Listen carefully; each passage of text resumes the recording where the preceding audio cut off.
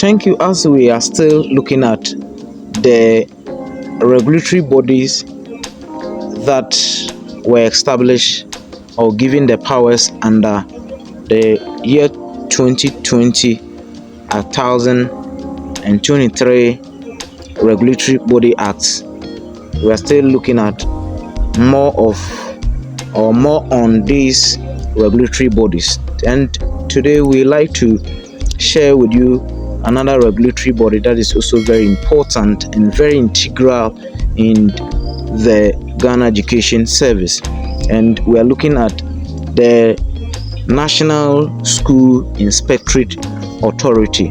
Formerly, it was called the National Inspectorate Board, but because of the year 2020 Regulatory Body Act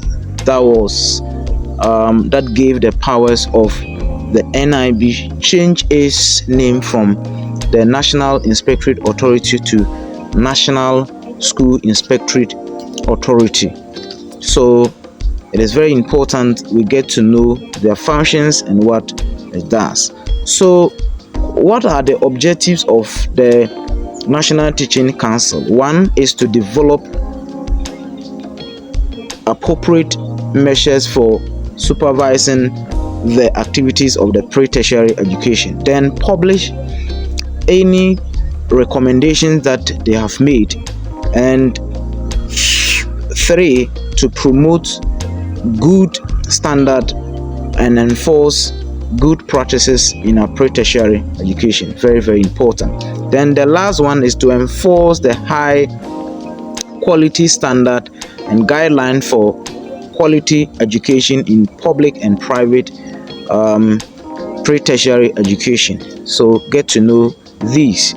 Now let's look at some of the functions that it performs. One of the functions that it performs is that it developed and enforced high quality standard and guidelines to be observed in public pre-tertiary education institutions and private pre-tertiary education institutions in Ghana or in the country. So it's very, very important.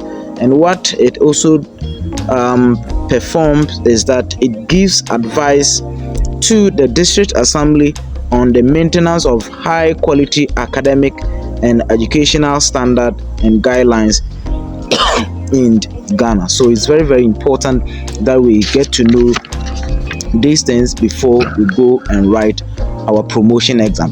Then it supports the district education unit in the implementation of the standard or the high quality academic and educational standard and guidelines, while it is supporting the district assemblies, the municipal assemblies, it also supports the district education offices to provide or to implement a high quality academic and educational standard and guidelines in the pre-tertiary institutions. So get to know this. It's very, very important. And what it also does, or one of the functions that it performs too, is that it monitors the school-based assessment and of courses examination and external assessment of the pre-tertiary level of education.